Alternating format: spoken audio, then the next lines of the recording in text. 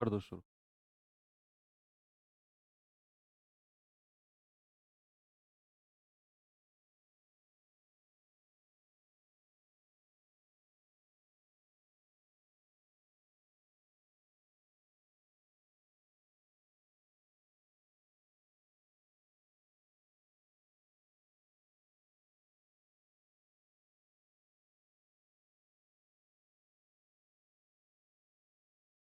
Hello बच्चों, नमस्कार, good morning. कैसे हैं सभी लोग? उम्मीद करता हूं बहुत अच्छे होंगे।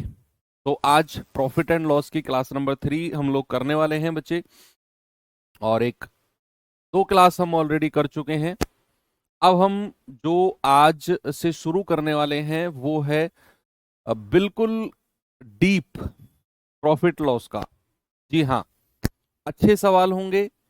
और एसएससी का फेवरेट टॉपिक प्रॉफिट लॉस है, इसमें कोई डाउट नहीं है। और एसएससी, चाहे एमटीएस की बात करूं, चाहे सीएचएसएल, चाहे दिल्ली पुलिस, चाहे सीजीएल, तो जब भी एसएससी प्रॉफिट लॉस से क्वेश्चन पूछने जाती है, या तो बहुत आसान सवालों पे रह जाएगी, या फिर जो हम आज और कल की क्लास में, 2 दिन की क्लास में हम पढ़ेंगे ना, संडे कल भी आपकी क्लास रहेगी, तो 2 दिन के अंदर जो हम पढ़ेंगे वो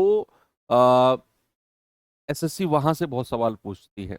आज की क्लास आप ये मानो आपके लिए बहुत ही ज्यादा इंपॉर्टेंट क्लास है। ठीक है भाई, तो चलिए करते हैं शुरू अपनी क्लास को। और क्या है क्लास में, उससे पहले एक क्वेश्चन मैंने शायद आपको दिया था होमवर्क के लिए, है ना? ये था क्या? बताइए जरा इसका जवाब। ट्राई किया होगा किसी ने?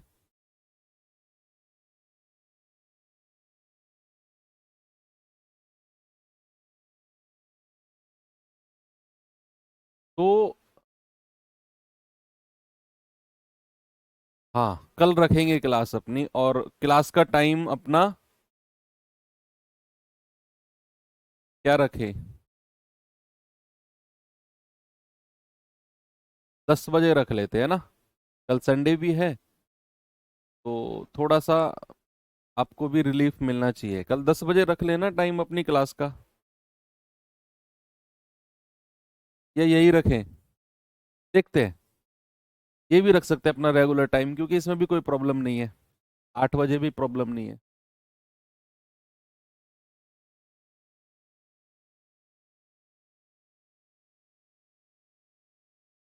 कह रहा है कि 20 बैग बेचने पर एक दुकानदार को 6 किताब के विक्रय मूल्य के बराबर लाभ होता है, और 20 किताब बेचने पर दुकानदार को 8 बैग के विक्रय मूल्य के बराबर लाभ होता है।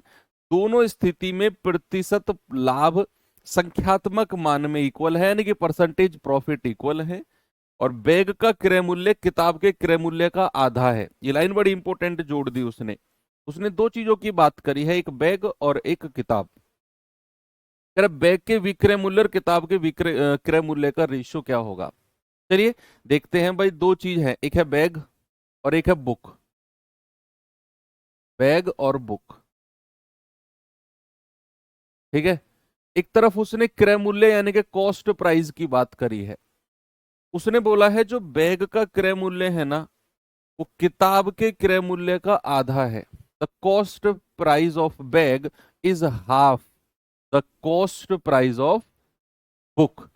तो बुक का कॉस्ट प्राइस सपोज अगर मैं 2A मान लेता हूं, तो बैग का कितना हो जाएगा? आधा हो जाएगा, A हो जाएगा। भाई उसने यही तो बोला कि बैग का कॉस्ट प्राइस किताब के कॉस्ट प्राइस का आधा है। तो अगर मैं बुक का कॉस्ट प्राइस 2A मानता हूं, तो बैग का कितना हो जाएगा? बैग का हो जाएगा A, हाफ हो जाएगा। आगे बढ़ते हैं। तो ये कॉस्ट प्राइस तो हमें सबसे लास्ट में जाके मिला है। अब बढ़ते हैं आगे। इनका विक्रय मूल्य कुछ और, सेलिंग प्राइस कुछ और मान लेते हैं, ठीक है।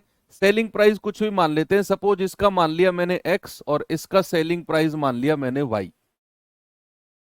सेलिंग प्राइस दोनों के अलग अलग हैं, कोई रिलेशन नहीं है। तो मैंने बैग का सेलिंग प्राइस X मान लिया और इसका मान लिया Y, एक एक का।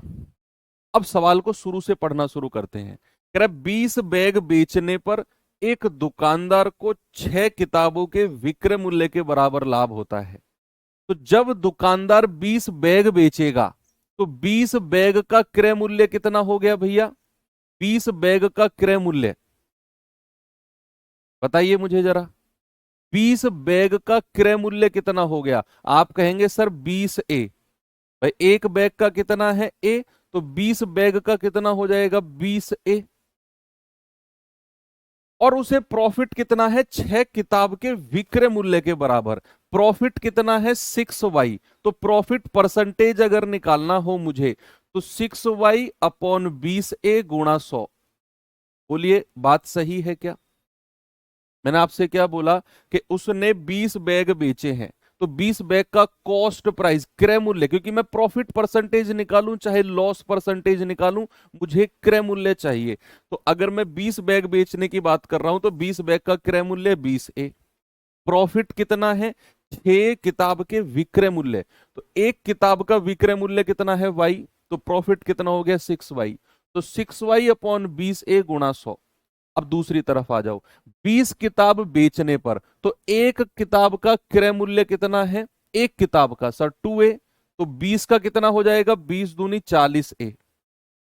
और प्रॉफिट कितना हुआ है? 8 बैग के विक्रय मूल्य के बराबर।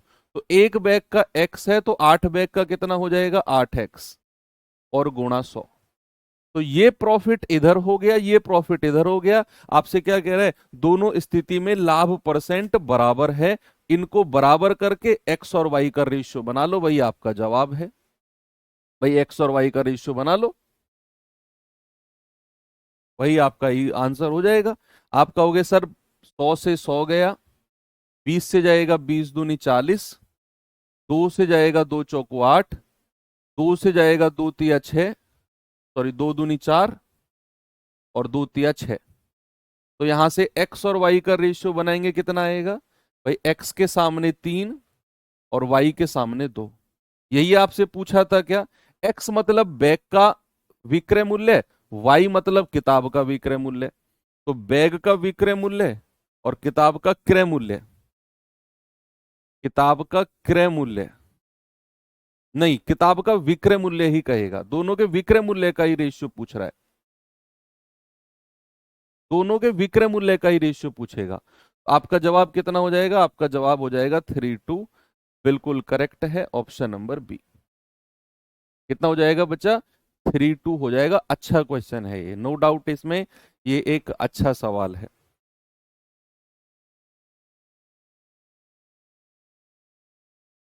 चलिए आगे बढ़ते हैं। ये सवाल करिए।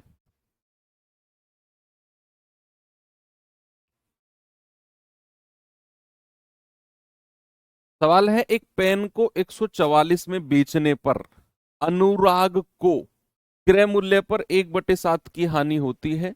अगर 189 में बेचेगा तो लाभ परसेंट क्या होगा? ये तो आप कर लेंगे, ये तो पिछले टाइप का क्वेश्चन है ना? ये तो होना चाहिए आपसे।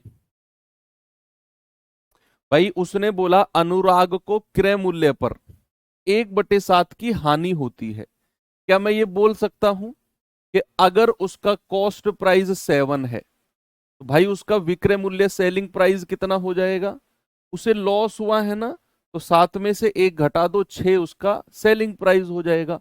आप कहेंगे हाँ सर, 6 क्या हो गया? उसका सेलिंग प्राइस। और सवाल ने सेलिंग प्राइस कितना दिया हुआ है? 144। तो 6 यूनिट की वैल्यू 144। तो एक की कितनी आएगी? 6 दूनी 12, 6 चौक 24।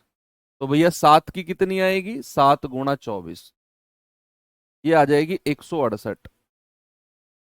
यानी कि उसका कॉस्ट प्राइस कितना आ गया? 168। तो उस पेन को खरीदा कितने में गया होगा? उस पेन को खरीदा गया होगा 168 में। सवाल कहता है अगर मैं 189 में बेच दूं तो प्रॉफिट कितना होगा? देखो ये तो क्रय मूल्य आ गया। अब अगर उसने नया विक्रय मूल्य कितना दे दिया? 189। अब बच्चे आप साफ देखो सामने, भाई 168 में खरीद कर अगर 189 में बेचता है, तो क्या 21 रुपए का प्रॉफिट नहीं हो रहा उसे? बोलो। 168 में खरीद कर अगर 189 में बेच रहा है, तो क्या 21 का प्रॉफिट नहीं है? बिल्कुल है सर। तो आप कहोगे सर प्रॉफिट परसेंटेज कितना हो गया? 21/168 और गुणा 100।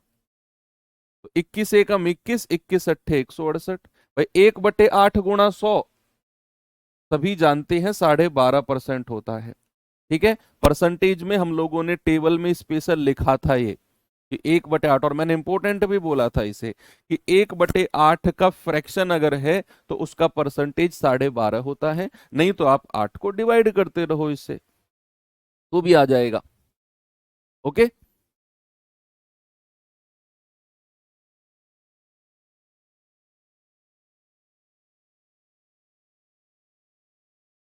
चलो करें शुरू, आगे अपना टाइप अपना।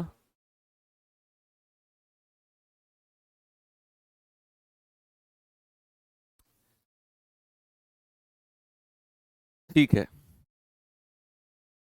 अच्छा, अब टाइप 8 की बात अगर मैं करूं तो टाइप 8 में ना बड़ा छोटा सा कॉन्सेप्ट है एक, कि अगर मैं आपसे ये बात कहूं कि मैंने दो पेन 10 रुपए के खरीदे, मैंने दो पेन 10 रुपए के खरीदे, और मैंने एक पेन 6 रुपए का बेच दिया। समझना बात को सामने, मैंने दो पेन 10 रुपए के खरीदे और एक पेन 6 रुपए का बेच दिया। क्या मुझे नुकसान हो गया 4 रुपए का? क्या मैं पैसे को देखकर ही कह सकता हूं कि 4 रुपए का लॉस है? बताइए। या फिर मैं गलत कह रहा हूं अगर मैं ऐसा कह रहा हूं तो? मैंने बोला कि मैं दो पेन खरीद के लाया 10 रुपए में और मैंने एक पेन बेच दिया 6 रुपए में, तो भैया मुझे क्या 4 रुपए का नुकसान हो गया? मैं 10 रुपए दे के आया था, 6 रुपए मुझे मिले हैं। नहीं सर, जब तक के आप संख्या बराबर नहीं करोगे, ये पेन की संख्या बराबर नहीं करोगे, आपको यहां प्रॉफिट और लॉस डिसाइड करने का कोई हक नहीं है। आपको अगर प्रॉफिट और लॉस डिसाइड करना है तो you have to equal the quantity first. आपको सबसे पहले वस्तु की संख्या को बराबर करके देखना होगा। अगर उसने दो पेन 10 रुपए में खरीदे तो हमें बेचना भी दो पेन को ही पड़ेगा, तो मैं दोनों तरफ 2 से गुणा कर दूं। भाई अगर मैंने 2 से गुणा क्यों किया? क्योंकि मैं पेन की संख्या बराबर बनाना चाह रहा हूं। तो दो पेन 12 रुपए के बेचे हैं। अब आप कह सकते हैं सर कि दो पेन अब आप कह सकते हैं कि दो पेन 10 में खरीदे और दो पेन 12 में बेच दिए, तो अब हम कहेंगे कि सर प्रॉफिट है, 2 रुपए का प्रॉफिट है। 2 रुपए का क्या है? 2 रुपए का प्रॉफिट हो गया उसे। अगर हमें प्रॉफिट या लॉस देखना है बच्चे, तो हमें सबसे पहले वस्तु की संख्या को बराबर करना पड़ेगा। ठीक है, वैसे छोटा सा इसमें कॉन्सेप्ट था। बाकी तो अब टाइप में मैं आपको ट्रिक्स भी बताऊंगा और इसमें देखेंगे भी हम। चलिए, अच्छा टाइप है ये, इसमें अच्छे सवाल भी हैं। कह रहा है ललिता ने 10 पानी की बोतलें 18 रुपए प्रत्येक बोतल के हिसाब से खरीदी। ओके, और 20 रुपए प्रत्येक बोतल के हिसाब से बेच दिया। बताइए उसका लाभ प्रतिशत कितना होगा? भाई उसने 10 पानी की बोतलें खरीदी और एक बोतल उसने 18 रुपए की खरीदी और एक बोतल उसने 20 रुपए की बेच दी। कह रहा बताओ प्रॉफिट परसेंटेज। अच्छा मुझे एक बात बताओ, अगर आप मार्केट गए, आप दुकानदार हो, आप मार्केट गए और आप एक पेन खरीदा आपने और दुकानदार ने आपको 10% का डिस्काउंट दिया। एक पेन खरीदने पर दुकानदार ने आपको 10% का डिस्काउंट दिया। तो अगर आप 1000 पेन खरीदोगे तो आपका डिस्काउंट कितना होगा? या फिर डिस्काउंट वर्ड यूज मत करो क्योंकि हमने वो पढ़ा नहीं, आप प्रॉफिट वर्ड यूज करो कि आपको एक पेन खरीदने पर 10% का प्रॉफिट हुआ, या बेचने पर, सपोज आप दुकानदार हो तो एक पेन बेचने पर 10% का प्रॉफिट हुआ, तो आप 1000 पेन बेचोगे तब भी आपको 10% का ही प्रॉफिट रहेगा। जो डिस्काउंट मैंने हटा दिया क्योंकि वो हमने पढ़ा नहीं है अभी। आप बेचने वाली बात करो कि एक पेन बेचने पर अगर 10% का प्रॉफिट है तो भाई 1000 पेन बेचने पर भी 10% का प्रॉफिट होगा। 1000 से गुणा नहीं करेंगे प्रॉफिट को। ओके, क्योंकि वहां फिर क्रय मूल्य भी बढ़ता है। तो कह रहा है कि 10 पानी की बोतल 18 रुपए एक बोतल के हिसाब से खरीदी है, 20 रुपए में एक बोतल बेच दी, प्रॉफिट परसेंटेज। तो आप एक बोतल का ही प्रॉफिट परसेंटेज निकाल दो, आपको जरूरत ही नहीं है 10 पानी की बोतल खरीदे चाहे 10,000 बोतल खरीदे, हमें जरूरत ही नहीं है और हमें मतलब भी नहीं है। हमें पता है कि एक बोतल 18 में खरीदी और एक बोतल 20 में बेच दी, प्रॉफिट कितना है परसेंटेज में, अगर मैंने वो निकाल दिया मेरा आंसर आ जाएगा। अब वो कितनी बोतल खरीद रहा है इस बात से फर्क नहीं पड़ता। बात समझे? तो क्या मुझे इस 10 पानी की बोतल की जरूरत है? आप कहेंगे नहीं सर। तो क्या करना है, एक तरफ लिखना है वस्तु और एक तरफ लिखना है मूल्य। तो खरीदते समय उसने क्या किया, खरीदते समय उसने प्रत्येक बोतल 20 रुपए में खरीदी, यानी कि एक बोतल कितने रुपए में, 20 रुपए में।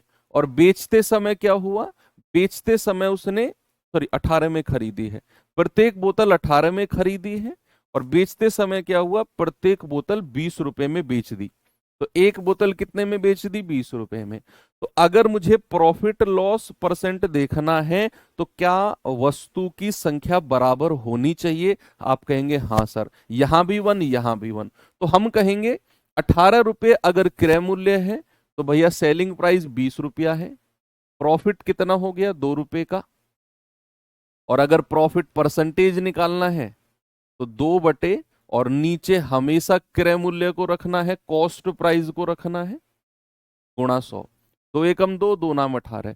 1/9 अगर फ्रैक्शन है तो परसेंटेज के जमाने में पढ़ा था 11 सही 1/9 परसेंटेज आपका सही जवाब हो जाएगा। आपको यहां डिवाइड नहीं करना, 1/9 जैसे ही देखा 11 सही 1/9 परसेंटेज तो पढ़ना पड़ेगा इसके लिए। अब ये तो हो गया इसका वो मेथड जहां पर हम वस्तु की संख्या बराबर करते हैं प्रॉफिट परसेंट या लॉस परसेंट पता करने के लिए। लेकिन अगर मैं कहूं कि अगर आपको प्रॉफिट परसेंट या लॉस परसेंट का पता करना है तो आपको इतना सब करने की जरूरत नहीं है, कोई नीड नहीं है। ये तो मैंने बेसिक आपको बताया और आपको पता भी होना चाहिए। चलिए, अगर आप इसे शॉर्ट ट्रिक वगैरह से करना चाहते हैं प्रॉफिट परसेंट या लॉस परसेंट निकालने के लिए, आपको क्या करना है, एक तरफ वस्तु और एक तरफ मूल्य तो लिखना ही लिखना है। एक तरफ वस्तु और एक तरफ मूल्य लिखना है। अब आपने वस्तु की संख्या बराबर नहीं करनी, आपने वस्तु की संख्या बराबर करनी ही नहीं है। आपने क्या करना है, क्रॉस में मल्टीप्लाई करना है। भाई इसकी मल्टीप्लाई क्रॉस में यहां कर दो, 18 एकम 18 यहां लिख दो, और इसकी क्रॉस में मल्टीप्लाई यहां कर दो, 20 एकम 20 यहां लिख दो। ठीक है बच्चे, मैंने आपसे क्या बोला, क्रॉस में मल्टीप्लाई कर दो, वस्तु की संख्या बराबर करने की जरूरत नहीं है। आपने लिखा 18 एकम 18 और क्रॉस में मल्टीप्लाई करके 20 एकम 20। अब आप देखो, अगर 18 रुपए क्रय मूल्य है तो 20 कितना है सेलिंग प्राइस, 2 रुपए का प्रॉफिट हो गया। प्रॉफिट परसेंटेज बताना है तो 2/18 और गुणा 100, वही आ गया जो हमने अभी अभी थोड़ी देर पहले निकाला था, यानी कि 11 सही 1/9%। ऑप्शन नंबर सी मेरा करेक्ट है। तो कभी भी अगर प्रॉफिट परसेंट या लॉस परसेंट निकालना हो, आपको आर्टिकल के नंबर इक्वल करने की जरूरत नहीं है, वस्तु की संख्या बराबर करने की नीड नहीं है। आप एक तरफ वस्तु लिखो एक तरफ मूल्य लिखो, क्रॉस मल्टीप्लाई करो, 18 एकम 18 20 एकम 20, देख लो प्रॉफिट है तो प्रॉफिट होगा, लॉस है तो लॉस होगा। बस यही करना है आपने। ठीक है, एक और सवाल देता हूं आपको मैं ऐसा ही, जरा मुझे इसका जवाब बताना।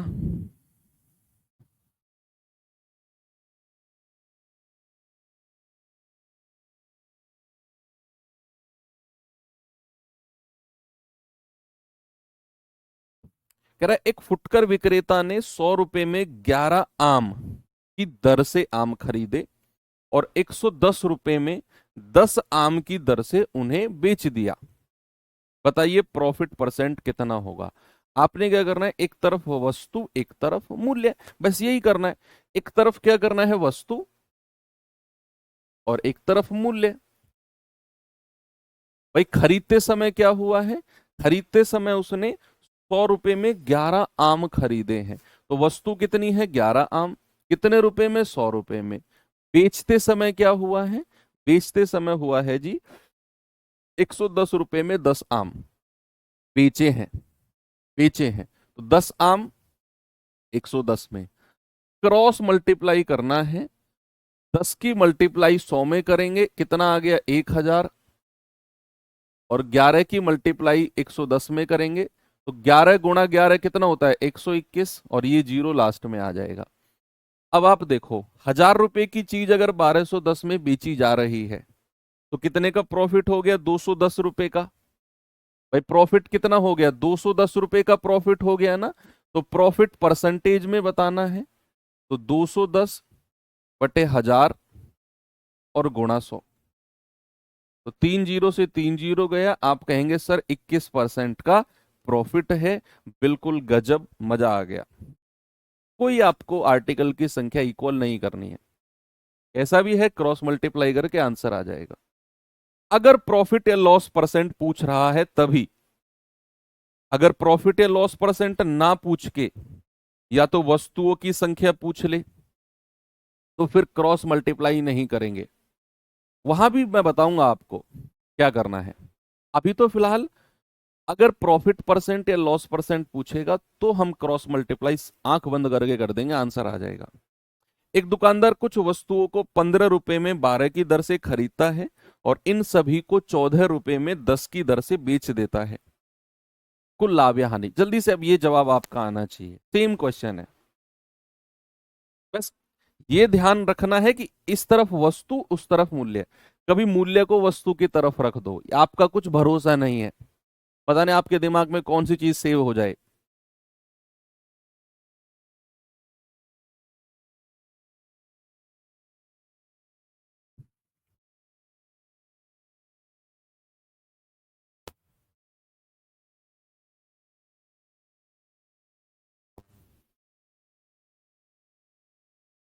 12%। चलो देखते हैं। भाई एक तरफ वस्तु एक तरफ मूल्य। तो खरीदते समय क्या हुआ?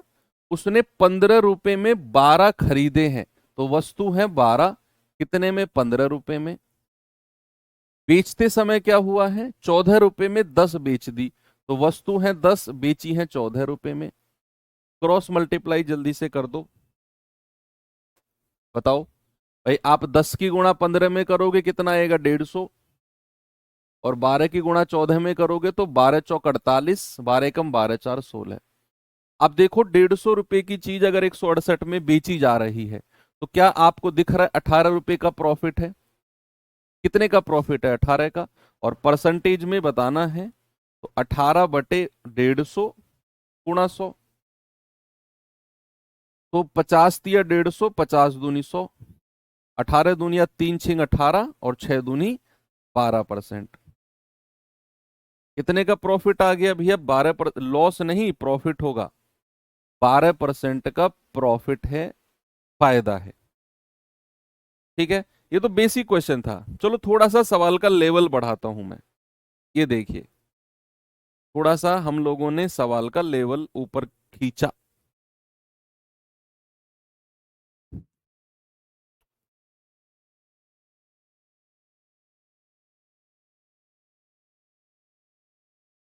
सवाल है, एक दुकानदार कुछ वस्तुओं को 4 रुपए में 3 वस्तु की दर से खरीदता है। आराम से पढ़ना, सवाल को देखकर डरोगे तो फिर नहीं कर पाओगे। धीरे धीरे पढ़ो।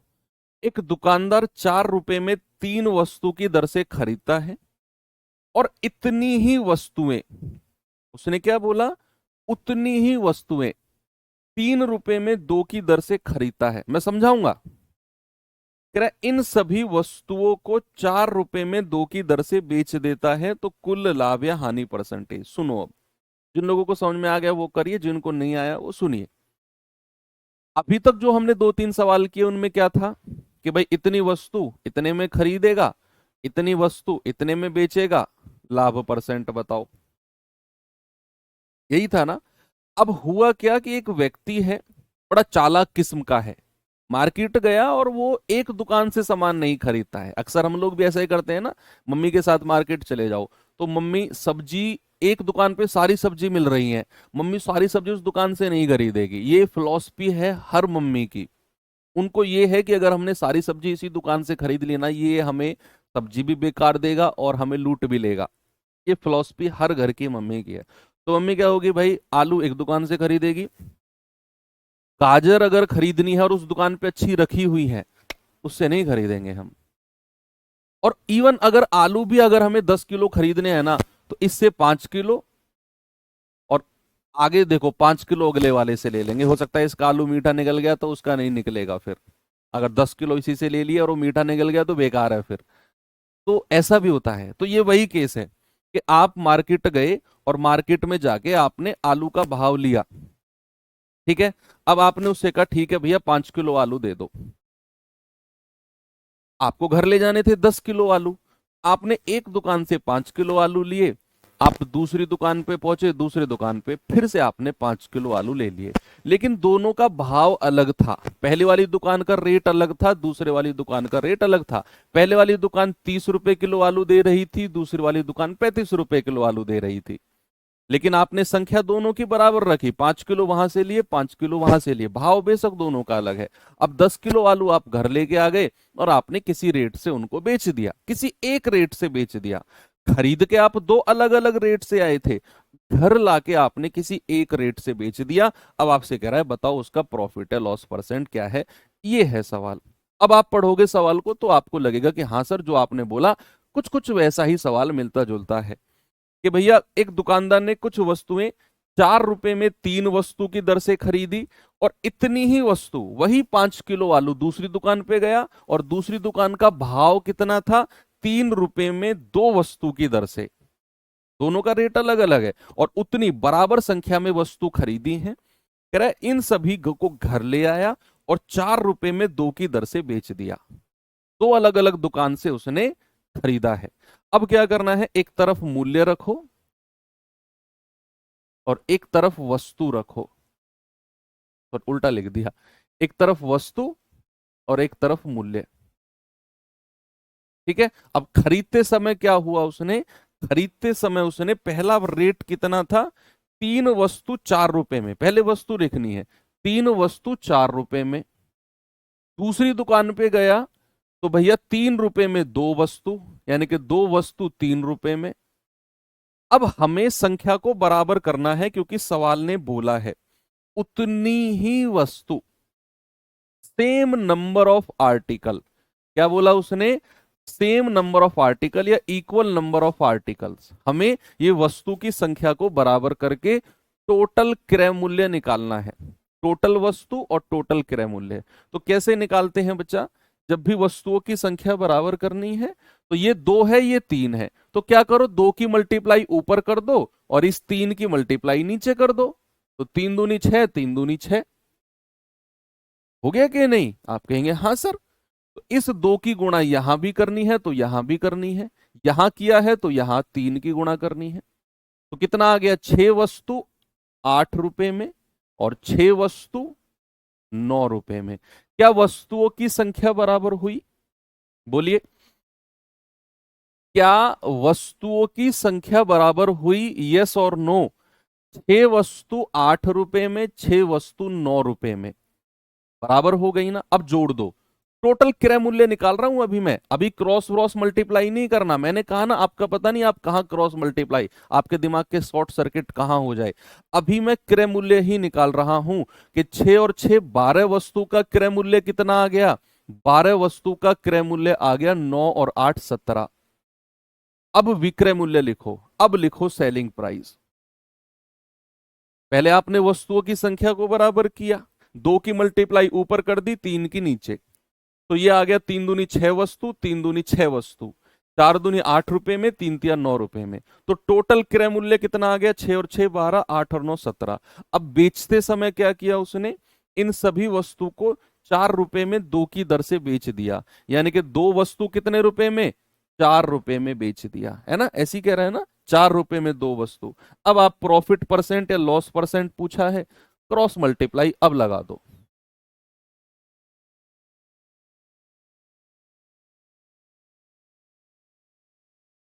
ठीक है, तो आप कहोगे सर 17 दूनी 34। आप क्रॉस में करोगे तो 12 चौकू 48। देखो 34 से 48 कितने का प्रॉफिट है बच्चा? 8 6 14 रुपए का प्रॉफिट है कि नहीं? और अगर परसेंटेज में प्रॉफिट बताना है तो 14/34 गुणा 100। तो 2 सत्ते 14, 2 से जाएगा 17 बार, यानी कि 700/17%। तो 17 चौकू 68, 2 17 एकम 17, 3/17, 41 सही 3/17 का प्रॉफिट है ना। 34 की चीज 48 में बेची है तो 100% प्रॉफिट होगा उसे भैया। 41 सही 3/17। ऐसे सवाल नहीं आते हैं सर, नहीं आते हैं तो आप थोड़ी देर के लिए बाहर घूम के आ जाओ, मौसम ठंडा है, एक चक्कर लगा के आओ बाहर का, देखो मोहल्ले में कुछ सब कुछ ठीक ठाक है या नहीं। तब तक मैं ये सवाल जो नहीं आते हैं कुछ बच्चों को करा देता हूँ। आप चक्कर मार के आओ, जल्दी मत पढ़ो आप ये सवाल।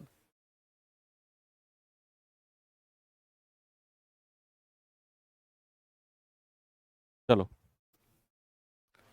देखो बाहर का मौसम वगैरह, पड़ोसियों ने बाहर झाड़ू लगा दी है कि नहीं लगाई है?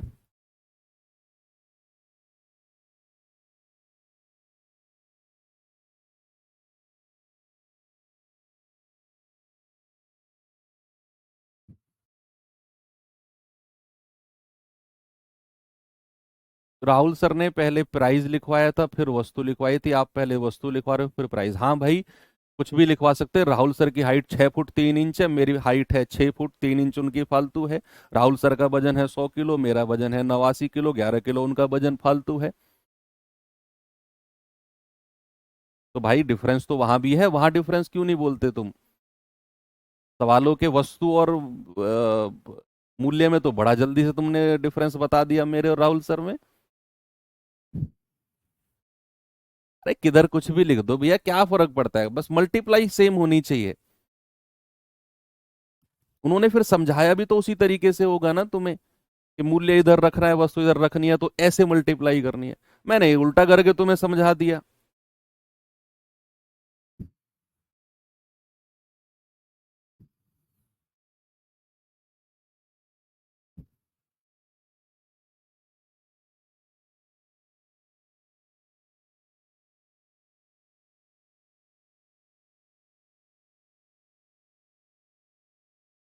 एक व्यक्ति ने 84 रुपए प्रति दर्जन की दर से कुछ संतरे, और इन संतरों का 3 गुना बराबर मात्रा में नहीं है, अब बराबर मात्रा में नहीं है, अब उनका 3 गुना है, 72 रुपए प्रति दर्जन की दर से खरीदे, सभी को 90 रुपए प्रति दर्जन की दर से बेचता है, तो लाभ परसेंट क्या है?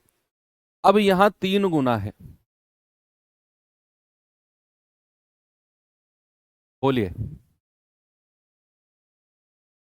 पिछले में तो हमने बराबर कर दी संख्या, अब 3 गुना करना है, कोई बात नहीं है।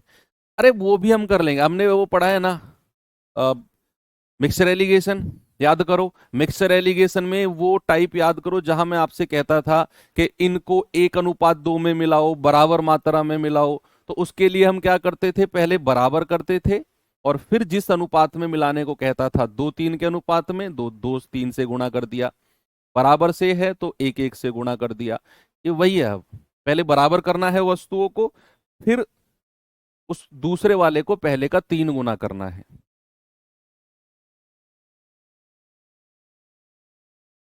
क्या करना है, एक तरफ वस्तु किधर भी लिख दो यार, एक तरफ मूल्य। ठीक है, खरीदते समय क्या हुआ, खरीदते समय हुआ कि उसने 84 रुपए प्रति दर्जन की दर से खरीदे हैं, यानी कि दर्जन में कितने संतरे होते हैं, 12, और कितने, 84 रुपए में। कह रहा है उसका 3 गुना संतरा, इसका 3 गुना संतरा 72 रुपए प्रति दर्जन की दर से खरीदा, यानी कि 12 संतरा 72 के रेट से खरीदा है। अब ये दोनों संख्या बराबर, अभी मैं क्रय मूल्य की बात कर रहा हूं, मैंने सेलिंग प्राइस यानी कि विक्रय मूल्य की बात नहीं की, मैं केवल कॉस्ट प्राइस की बात कर रहा हूं।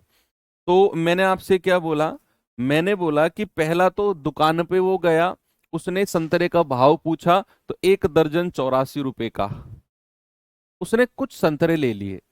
दूसरी दुकान पे गया, वहां रेट पूछा, तो भैया 1 दर्जन 72 रुपए का था। उसे लगा यार मैं तो लुट गया पिछली दुकान पे। तो उसने जब दूसरी दुकान पे गया ना, जहां 1 दर्जन 72 रुपए का था, पहले वाले से 3 गुना संतरा उठा लिया उसने। यार ये कम रेट है, वो 84 का दे रहा था, ये 72 का दे रहा है। तो उसने क्या कहा, भाई एक काम कर, मैं पहले वाले से 2 किलो लेके आया हूं, तुम 6 किलो दे दो मुझे। 3 किलो संतरे ज्यादा उठा लिए। तो ये सवाल कहना चाह रहा है कि अगर यहां 12 संतरे उसने 84 रुपए के खरीदे, तो दूसरी जगह पर वो कितने संतरे लेने गया है? 3 गुने। पिछले क्वेश्चन में संख्या बराबर थी, याद करो, पिछले सवाल में प्यारे बच्चे संख्या को बराबर किया था हमने ये। लेकिन यहां क्योंकि उसने बोला उतनी ही वस्तुएं, इक्वल नंबर ऑफ आर्टिकल, लेकिन यहां पर बराबर नहीं कह रहा है। यहां पे क्या कह रहा है? यहां पे कह रहा है 3 गुना, है ना, 3 times, 3 times as many oranges. 3 गुना संतरे लेने हैं। तो अगर ये 12 है तो ये 12 बराबर तो संख्या है। अगर बराबर नहीं होती तो पहले हम बराबर करते। सुनो, पहले हम बराबर करते, अगर बराबर नहीं होती फिर हम इसको 3 गुना कर देते। इसको 3 से गुणा कर दो पहले वाले का। तो अगर 12 संतरे 72 रुपए के रेट से ले रहा है, तो 3 गुने संतरे यानी कि 36 संतरे कितने के? 216 रुपए के। 36 संतरे कितने के? 216 रुपए के खरीदेगा। अब बेचते समय क्या हुआ? बेचते समय उसने क्या किया कि बेचते समय सभी संतरों को, 1 दर्जन को 90 रुपए में बेच देता है। तो 12 संतरे कितने में? 90 रुपए में बेच देता है। क्रॉस मल्टीप्लाई कर लो, वही अपना प्रॉफिट एंड लॉस परसेंट बताना है ना। तो 12×6 = 72, 7, 12 × 12 = 7, 19, 12×2 = 24 और 1 25। क्रॉस मल्टीप्लाई करेंगे, 0 9 6 54, 9 × 27 और 5 32। देख लो, 2592 की चीज 3240 में बेची जा रही है। कितने परसेंट का प्रॉफिट या लॉस है? और अगर मैं कहूंगा यहां क्रॉस मल्टीप्लाई करने से बढ़िया आप संख्या बराबर कर लेते, क्योंकि 36 वस्तु 216 में खरीदी, 12 वस्तु 90 में बेची, तो संख्या बराबर कर लो। तो ये बड़ी बड़ी वैल्यू से बच जाओगे आप। हर जगह एक ही तरीका नहीं चेपना हमें। हमें तो भैया चीजों को कम समय में करना है। तो ये 12 की 216 में बड़ी गुणा जा रही है। तो मैंने कहा 36 संतरे 216 में खरीद के लाया, तो 12 को अगर मैं 3 से गुणा कर दूंगा तो मुझे पता चलेगा कि 36 संतरे उसने 270 में बेचे हैं। बताइए, यही तो मैंने इस टाइप के शुरू में आपको सिखाया। भाई यही तो मैंने आपको इस टाइप के शुरू में सिखाया। ओहो, sorry sorry sorry sorry sorry sorry, total किया ही नहीं हमने। सॉरी बच्चा, हमने टोटल किया ही नहीं। टोटल करना था। ये 36 और 12 48 संतरे, 216 और 84, 6 और 4 10, 8 और 1 9 और 1 10, 2 और 1 3। माई मिस्टेक हो गई, मिस्टेक थी वो। एक क्रय मूल्य है 48 संतरों का 300, और बेचते समय कितना है? 12 संतरों का 90। आप अब संख्या बराबर कर लो या क्रॉस मल्टीप्लाई कर लो। वो संख्या बराबर, ओ सॉरी, हमने दोनों को जोड़ा नहीं, वो दिमाग अब काम किया है। 12 और 36 48, 84 और 216 300 रुपए। आप चाहो तो क्रॉस मल्टीप्लाई कर लो, आप चाहो तो संख्या बराबर कर लो कि 12 चौक 48 और 4 से गुणा यहां भी कर दो कि भैया 48 चीज कितने में? 360 में। तो 300 की चीज 360 में खरीद बेची है, तो भैया 60 रुपए का फायदा है। परसेंटेज में बताना है तो 60/300 गुणा 100। आप कहेंगे सर 20 या 60, 20% का फायदा हो गया। क्रॉस मल्टीप्लाई करके भी इतना ही आता, 20% का फायदा। ठीक है, अच्छे क्वेश्चन है ये जितने भी मैं आपको करा रहा हूं।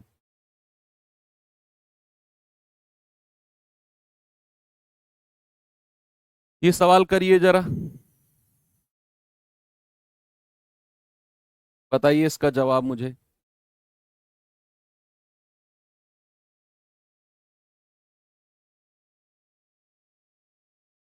सवाल है, एक व्यक्ति ने 1 रुपए में 3 की दर से और 1 रुपए में 2 की दर से समान संख्या में संतरे खरीदे।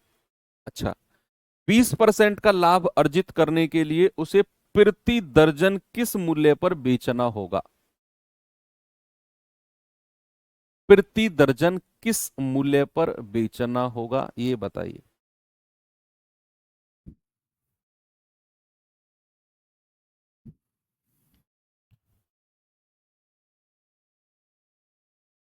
करिए सॉल्व।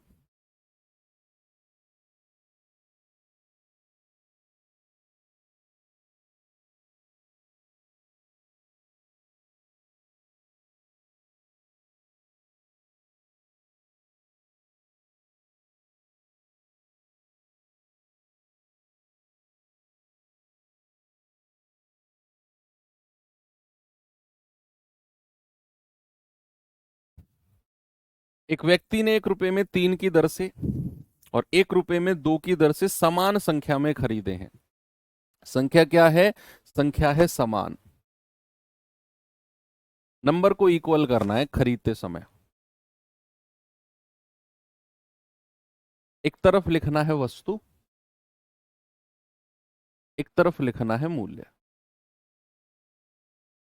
ठीक है, कह रहा है 1 रुपए में 3 की दर से, तो 3 वस्तु 1 रुपए में खरीदी और समान संख्या में, इक्वल नंबर में, 1 रुपए में 2 की दर से, यानी कि 2 वस्तु 1 रुपए में खरीदी। अब ये दोनों संख्या को बच्चा क्या करना है? हमें इक्वल करना है, बराबर करना है। अब पहले बराबर करो, 2 की गुणा ऊपर कर दो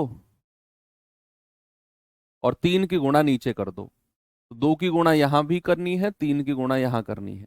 तो 6 वस्तु 2 रुपए में खरीदी और 6 वस्तु 3 रुपए में खरीदी।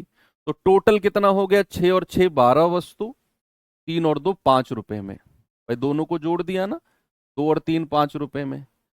अब उसने क्या बोला? ये तो खरीदने वाली बात हो गई, ये तो क्या हो गई? खरीदने वाली बात हो गई।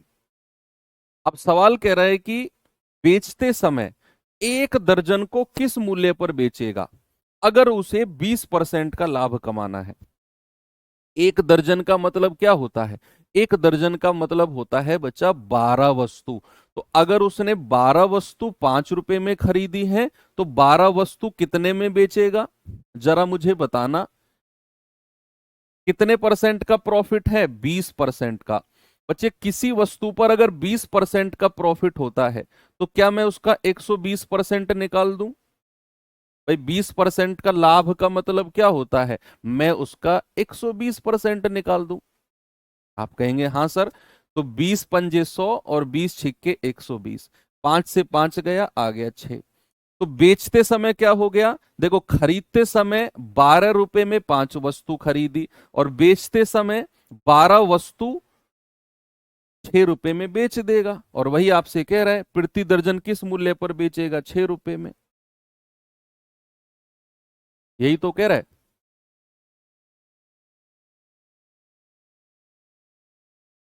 ठीक है भाई, प्रति दर्जन का मूल्य पूछा हमें और हमें पता चल गया कि 12 वस्तु का क्रय मूल्य, कॉस्ट प्राइस 5 रुपए है। तो 12 ही वस्तु का सेलिंग प्राइस कितना होगा? 20% का प्रॉफिट, तो 120% निकाल दो, 6 रुपया। ठीक है, एक और सवाल जहां पर परसेंटेज में नहीं पूछेगा, ये वो क्वेश्चन है। जरा देखिए इसे।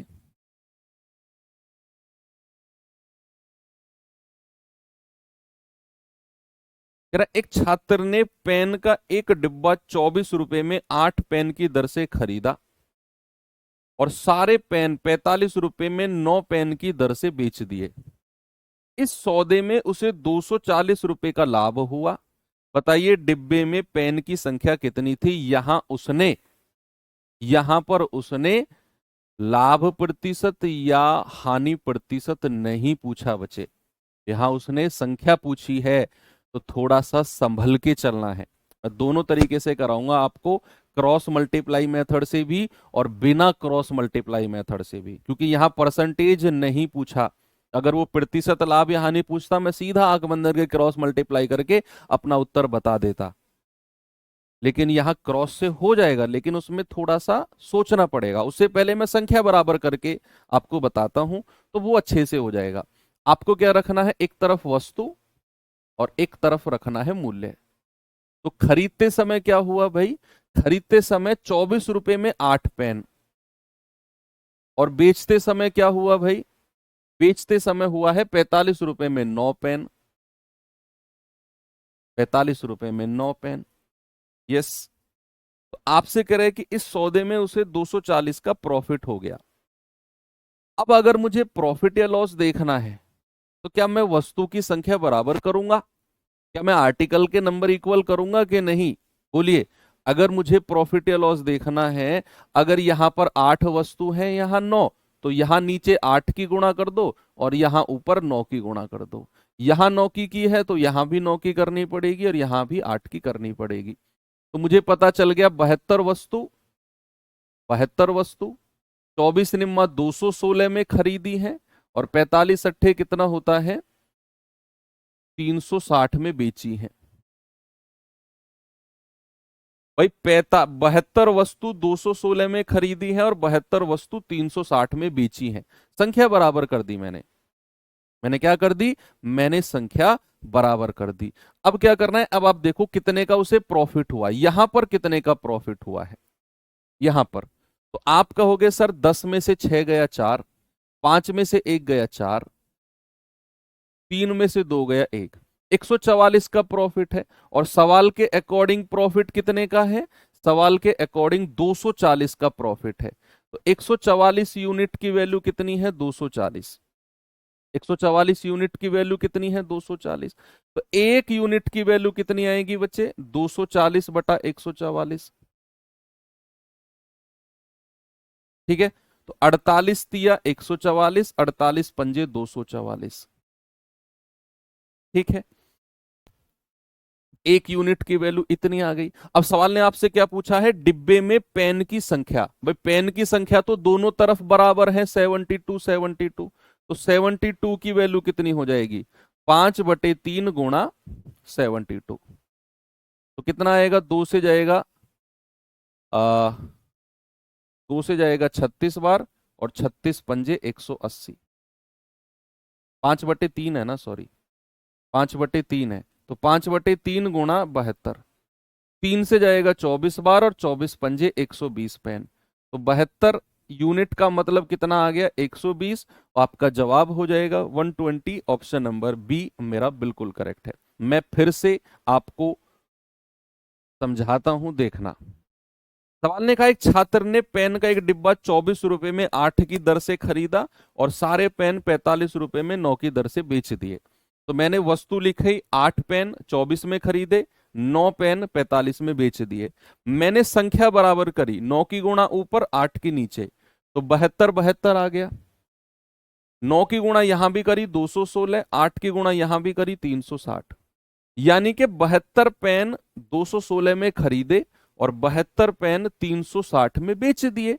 तो प्रॉफिट कितने का हुआ, 360 में से 216 घटाया 144 का, और सवाल के अकॉर्डिंग 240 का प्रॉफिट है। तो 144 की वैल्यू 240, एक यूनिट 5/3।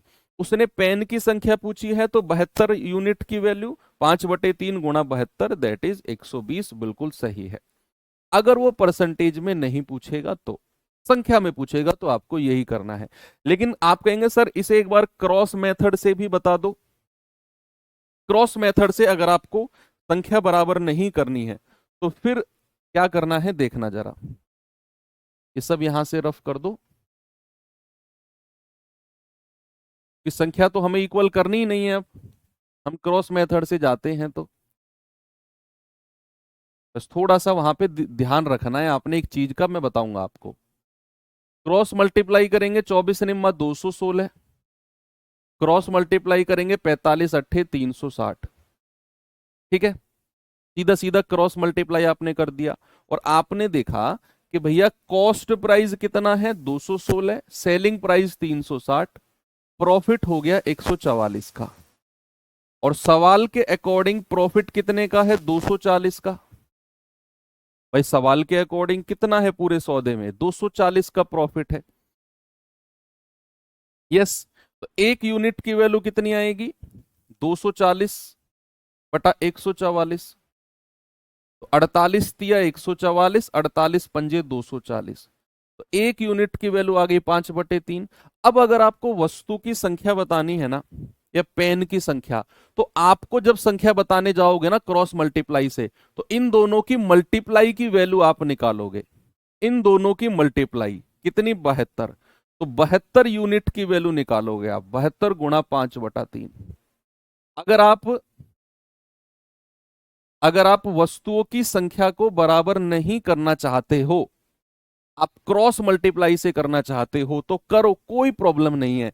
24 निम्मा 216, 48 पंजे 45 अट्ठे 360, 144 का प्रॉफिट 240 के बराबर, 1 यूनिट 5/3। यहां से जब वस्तु की संख्या निकालने जाओगे तो इन दोनों की मल्टीप्लाई करोगे वस्तुओं की, तो 8 नाम 72 यूनिट की वैल्यू 120। यहां हमने वस्तु की संख्या बराबर कर ली थी।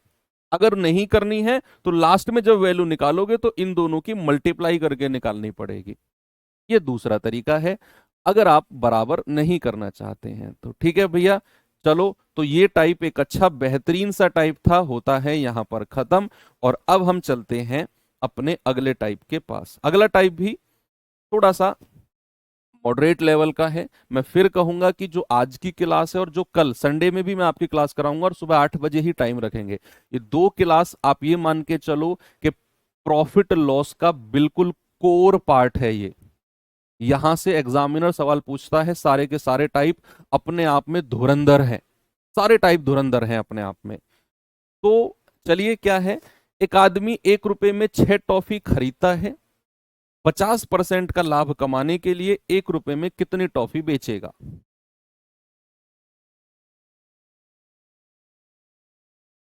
बताइए भाई, आप खुद सोचो।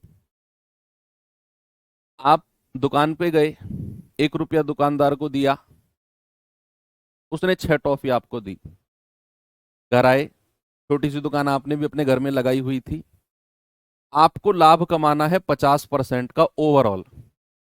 आपने 6 टॉफी के 1 रुपया दिया, अब आपको 6 टॉफी बेचनी है, मतलब 6 टॉफी नहीं बेचनी आपको, 50% का प्रॉफिट कमाना है। तो 1 रुपए में आप कितनी टॉफी दोगे फिर? 6 टॉफी लेकर आए हो, अगर 1 रुपए में 6 टॉफी ही दे दोगे तो क्या कभी लाभ हो पाएगा आपको? दुकान से गए, 6 टॉफी लेके आए, 1 रुपया दे के आए, घर लाके भी 1 रुपए में 6 टॉफी दे दी, तो प्रॉफिट तो कभी होगा ही नहीं। उसे तो 50% का प्रॉफिट चाहिए। इसका मतलब है उसे अगर प्रॉफिट चाहिए, 1 रुपए में कम टॉफी देनी होंगी उसे। 6 तो वो खुद खरीद के लाया है, और अगर लाभ कमाना है तो 1 रुपए में 6 से कम टॉफी देगा, तभी उसे प्रॉफिट होगा। कैसे होगा देखना भाई, 6 टॉफी खरीद के लाया 1 रुपया में, 1 रुपया में, और अगर 6 टॉफी बेचेगा तो कितने रुपए में बेचेगा, ये जरा मुझे बताना। अगर वो 6 टॉफी ही बेचने जाएगा, अगर वो 6 टॉफी ही बेचने जाएगा तो कितने रुपए में बेचेगा, ये आप मुझे बता दो। अगर 6 टॉफी खरीद के लाया 1 रुपया में, और मैं आपसे कहता हूं कि वो 6 टॉफी ही बेचने गया, तो कितने रुपए में बेचेगा? सर 50% का लाभ कमाना है तो 150% में बेचेगा। भाई 50% का प्रॉफिट मतलब 150, 50 दूनी 100, 50 तिया 150, 3 एकम 3/2 रुपये में। तो आपको पता चल गया कि अगर उसे 50% का प्रॉफिट कमाना है तो भाई साहब उसे 3/2 रुपये में 6 टॉफी बेचनी है, 3/2 रुपये में। और सवाल कहता है 1 रुपए में कितनी बेचेगा। तो भैया यहां से 1 रुपया अगर निकालना हो तो ये 2 इधर आकर 6 से गुणा हो जाएगा 12, और ये 3 नीचे आ जाएगा, तो आप कहोगे 4 टॉफी। तो 1 रुपए में कितनी टॉफी बेचेगा? 4 टॉफी। कैसे, मैं बताऊं? घबरा जाओगे इतनी छोटी कैलकुलेशन से भी, मुझे पूरा भरोसा है तुम्हारे ऊपर।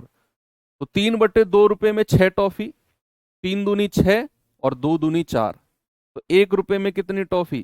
4 टॉफी। 1 रुपए में कितनी टॉफी बेचेगा? 4। ऑप्शन सी।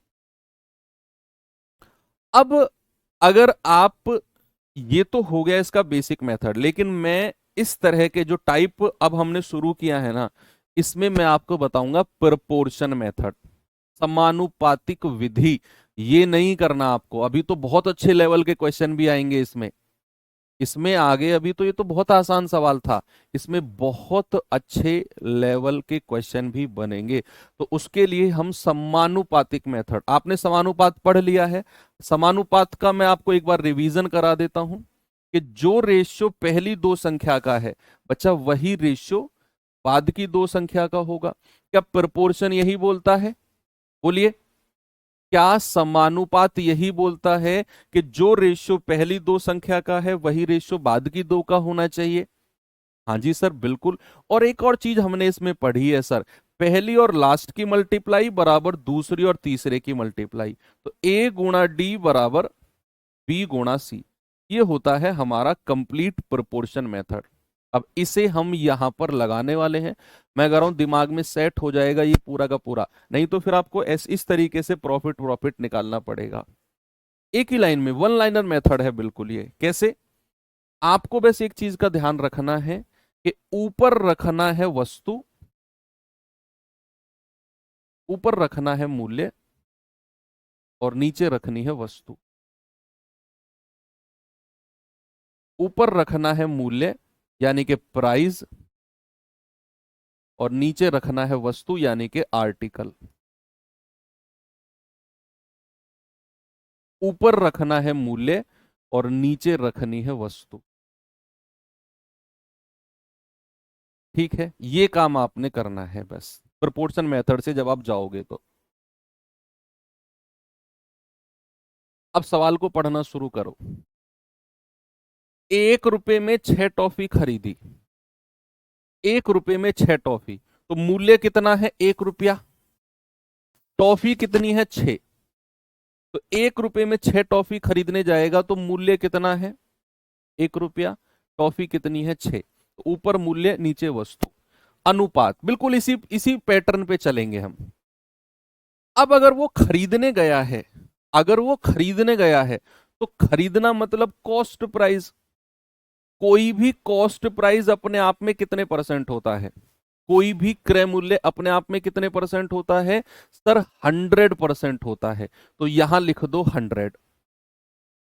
फिर आ जाओ समानुपात पे। यही पैटर्न मैं आपके, मेरे पास बहुत सारे सवाल हैं, 6-7 सवाल हैं, बिल्कुल भी घबराने की जरूरत नहीं है। 6-7 सवाल हैं, जितना इसमें समझ में आए अगले में उतना अप्लाई करने की कोशिश करना। मैं फिर से रिपीट करता हूं, ऊपर रखना है मूल्य, नीचे वस्तु।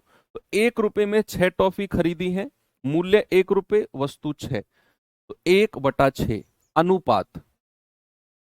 अगर वो खरीदने गया है तो खरीदना मतलब क्रय मूल्य यानी कि 100%, समानुपात। फिर इसी चीज को रिपीट करेंगे। कह रहा है कि 50% का लाभ कमाना है, इसको थोड़ी देर के लिए होल्ड करो, हम मूल्य अपॉन वस्तु से बात करेंगे यहां, क्योंकि हमने यहीं से स्टार्ट किया था। तो 1 रुपए में कितनी टॉफी बेचेगा? 1 रुपए में मूल्य कितना है? 1 रुपया। कितनी टॉफी बेचेगा हमें नहीं पता, मान लो एक्स, अनुपात। अगर उसे 50% का लाभ कमाना है तो किसी चीज पर अगर 50% का प्रॉफिट है तो कितने परसेंट में उसे बेचा जाएगा? अगर किसी चीज पर 50% का प्रॉफिट होता है तो बच्चा उसे कितने परसेंट में बेचा जाएगा? आप कहेंगे सर उसे 150% में बेचा जाएगा। यहां लिख दो 150। देखो, जब खरीदा गया था तो क्रय मूल्य था, तो 100% लिख दिया। जब 50% का लाभ कमाना है तो 150% में बेचेगा, तो 150 लिख दिया। बस ध्यान क्या रखना है? ऊपर मूल्य नीचे वस्तु। 1 रुपए में 6 टॉफी खरीदने गया, 1 रुपए में कितनी टॉफी बेचेगा वो इसने पूछा है। अब आपको पता है पहले लास्ट की मल्टीप्लाई दूसरे तीसरे की, तो ये आ जाएगा 1/6 गुणा 150 बराबर 1/x गुणा 100। 50 दूनी 100, 50 तिया 150, 3 दूनी 6, क्रॉस मल्टीप्लाई करेंगे तो x बराबर 2 की ऊपर गुणा हो जाएगी, 2 दूनी 4। कितना जवाब आ गया? 4। आपका सही जवाब है ऑप्शन नंबर सी। ठीक है, चलिए अब मैं एक और आपको टाइप कराता हूं, मतलब क्वेश्चन कराता हूं, जल्दी से मुझे इसका जवाब बता दो।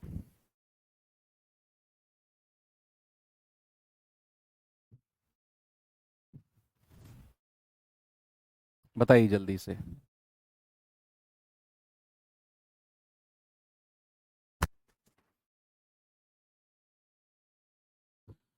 रघु ने 1 रुपए में 10 टॉफी खरीदी, 400% का लाभ कमाने के लिए 1 रुपए में कितनी टॉफी बेचेगा? बताइए।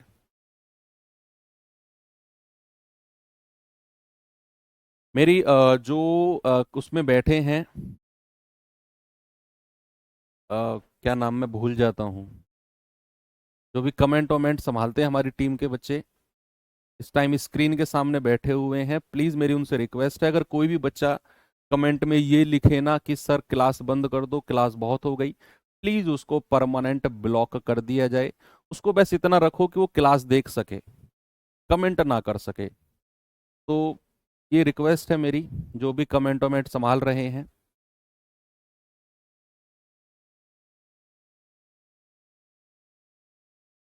इनका इलाज ऐसे ही होगा, रोज रोज कहाँ तक इनको समझाऊं मैं?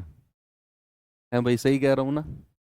रघु ने 1 रुपए में 10 टॉफी खरीदी, 400% का लाभ कमाने के लिए 1 रुपए में कितनी टॉफी बेचेगा? बोले। तो ऊपर रखना है मूल्य 1 रुपया, नीचे रखनी है वस्तु 10। अनुपात कह रहा है, अगर वो खरीदने गया है तो कॉस्ट प्राइस, और कॉस्ट प्राइस तो अपने आप में 100% होता है, 100% यानी कि 100 समानुपात। फिर वही चीज शुरू करनी है, मूल्य वस्तु। तो कह रहा है 400% लाभ कमाने के लिए 1 रुपए में कितनी वस्तु बेचेगा? मूल्य कितना है? 1 रुपया, वस्तु कितनी है? एक्स। अब अगर किसी चीज पर बचे 400% का लाभ कमाया जाए, अगर किसी चीज पर 400% का लाभ कमाया जाता है तो बेचा कितने में जाएगा? हमेशा लाभ को 100% में जोड़ दो। तो अगर 400% का लाभ है तो 100 में जोड़ दिया तो 500 हो गया, है ना? तो यहां लिख दो 500, क्योंकि लाभ है ये 400%। इसमें अगर हमें बेचना कितने में है ये निकालना है तो हम 100 में जोड़ेंगे उसे। तो कितना आ गया? 500। तो ये आ जाएगा 1/10 गुणा 500 और 1/x गुणा 100। बचे 3 बच्चों को अभी तक कमेंट ब्लॉक कर दिए गए हैं, जो कह रहे थे सर बेस्ट करो, क्लास बहुत हो गई। प्लीज, 3 ऑलरेडी ब्लॉक हो चुके हैं। अगर आपको कमेंट से ब्लॉक होने से बचना है तो ये मत करना कमेंट, मैं पहले आपको डेटा बता रहा हूं, फिर आप कॉल करते फिरोगे टीम के पास। ठीक है, ये आ जाएगा 50 दूनी 100। क्रॉस मल्टीप्लाई करेंगे तो x बराबर कितना आ गया? 2, है ना भाई? x की इधर आ जाएगी, वो 2 उधर बचेगा। बिल्कुल सही है। ठीक है, आगे बढ़े। इसका जल्दी से जवाब बताओ मुझे।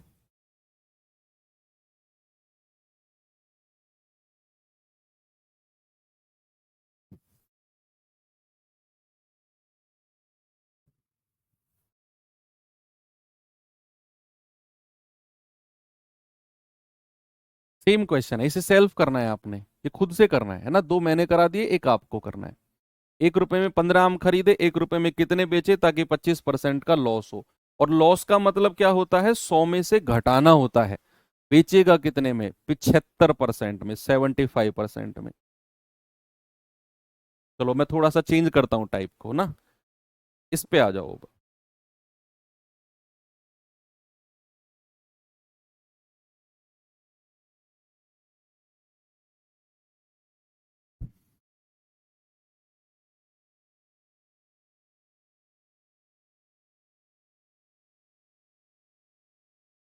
कह रहा है 1 रुपए में 4 टॉफी बेचने पर दुकानदार को 4% की हानि होती है। यदि वह 1 रुपए में 3 टॉफी बेचता है तो कितने परसेंट का लाभ होगा? इतनी चीज इतने में बेचेगा, उतने परसेंट का लाभ, उतनी चीज कितने में बेचे, इतने परसेंट का प्रॉफिट। ये क्वेश्चन है। अभी तक तो हमने किया कि वो खरीद के लाया है, अभी वो दोनों केस में बेच रहा है। होगा ये भी प्रोपोर्शन मेथड से, ऊपर मूल्य नीचे वस्तु।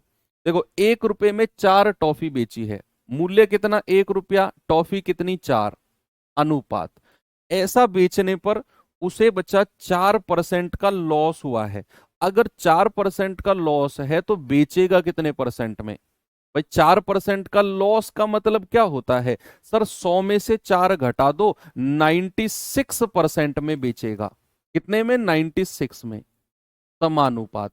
अब कह रहा है कि 1 रुपए में 3 टॉफी बेचता है, मूल्य कितना है? 1 रुपया, टॉफी कितनी है? 3, अनुपात कह रहा है कितने परसेंट का लाभ होगा। हमें नहीं पता कितने परसेंट का लाभ होगा, तो अगर लाभ होगा, लाभ होने के बाद उसने बेचा है एक्स में। अब यहां पर जो एक्स की वैल्यू आएगी ना, अगर वो 100% से ऊपर आई तो प्रॉफिट, 100% से नीचे आई तो नुकसान, है ना। क्योंकि हमने ये वही लिखा कि 4% का लॉस, 96 में बेचा, तो हमें यहां निकालना है कितने परसेंट का लाभ है। तो ये x की वैल्यू अगर 100 से ऊपर आई है तो प्रॉफिट, और 100 से नीचे आई है तो लॉस। अब x की वैल्यू निकालो आप, तो पहले और लास्ट की गुणा, दूसरे तीसरे की गुणा, तो 1/4 इंटू एक्स बराबर 1/3 इंटू 96, तो ये जाएगा 32 बार, और क्रॉस मल्टीप्लाई करेंगे कितना आएगा? 128। अब आप खुद देखो, x की वैल्यू 100 से ऊपर आ गई ना, कितनी ऊपर है? 28 ऊपर है, तो हम कहेंगे 28% का प्रॉफिट हो गया जी। भाई अगर ये 100 से नीचे आती तो नुकसान हो जाता, 100 के बराबर आती तो नो प्रॉफिट नो लॉस। 128 है, 128 का मतलब है 100 से ज्यादा, और कितना ज्यादा है? 28 ज्यादा है, तो 28% का प्रॉफिट है। क्योंकि यहां पर हम वही वैल्यू तो लिखते हैं, यहां पर हम वही वैल्यू तो लिख रहे हैं बच्चा, कि प्रॉफिट होने के बाद कितने में बेचा या लॉस होने के बाद कितने में बेचा। अगर वो कह रहा है 4% का लॉस है, तो किसी भी वैल्यू पर लॉस है तो 100 में से घटाते हैं, क्या उसे 96% में बेचा जा रहा है? वही मैंने लिखा।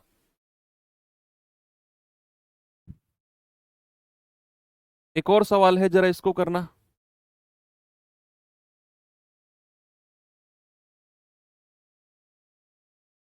बताएंगे बच्चे इसका जवाब जल्दी से मुझे सभी लोग।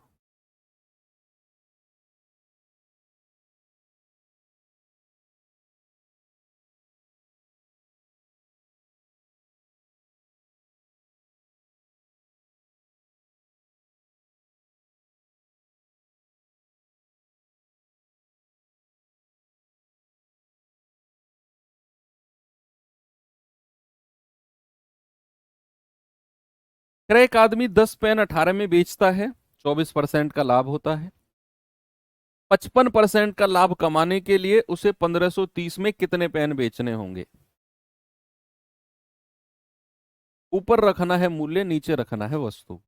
तो मूल्य कितना है? 18 रुपया, वस्तु कितनी है? 10। मूल्य कितना है? 18, वस्तु कितनी है? 10, अनुपात।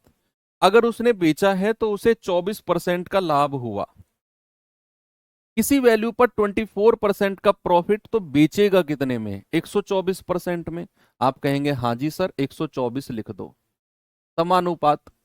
फिर से वही मूल्य वस्तु रिपीट कर दो। कह रहा है 55% का लाभ कमाने के लिए 1530 में कितने पेन बेचेगा। मूल्य कितना है मेरे भाई? 1530। वस्तु कितनी है वही तो हमें निकालनी है, कितने पेन बेचेगा।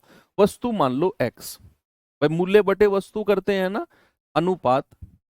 और अगर उसे 55% का लाभ कमाना है तो कितने परसेंट में बेचेगा? 155 में 100 में जोड़ दो, तो पहली लास्ट की गुणा, दूसरी तीसरी की गुणा, तो 18/10 गुणा 155 बराबर 1530/x गुणा 124। कैलकुलेट करो इसे जल्दी से और बताओ मुझे जवाब x की वैल्यू क्या होगी।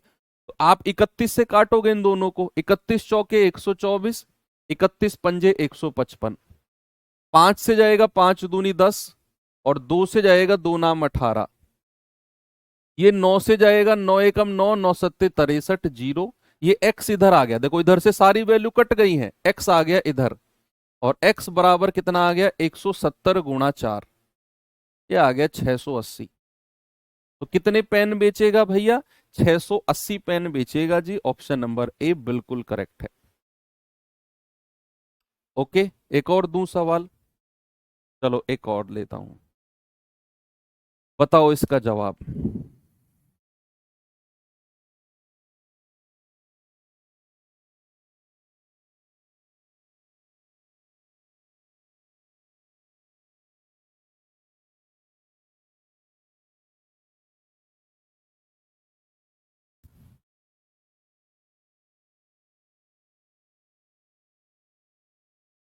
एक व्यक्ति ने 2500 रुपए में 25 वस्तु बेची और उन्हें 10% की हानि हुई।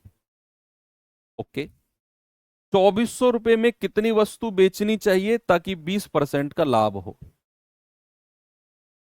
ऊपर रखना है मूल्य, नीचे रखना है वस्तु। तो मूल्य कितना है? 2500 रुपए। वस्तु कितनी है जी? 25। अनुपात। अगर 10% का लॉस है बच्चे, अगर 10% का लॉस है तो बेचेगा कितने में? आप कहेंगे सर 90% में बेचेगा। समानुपात। मूल्य अपॉन वस्तु, फिर से रिपीट कर दो। मूल्य कितना है? 2400। और वस्तु कितनी है हमें नहीं पता, वही तो निकालनी है। और अगर 20% का लाभ है तो 120 में बेचेगा। भाई 20% का लाभ है तो बेचेगा कितने में? 120 में। तो पहले लास्ट की मल्टीप्लाई, दूसरे तीसरे की मल्टीप्लाई। देखो ये तो पूरा 100 बार कट गया, तो 100 की 120 में करेंगे बराबर 2400 बटे x गुणा 90।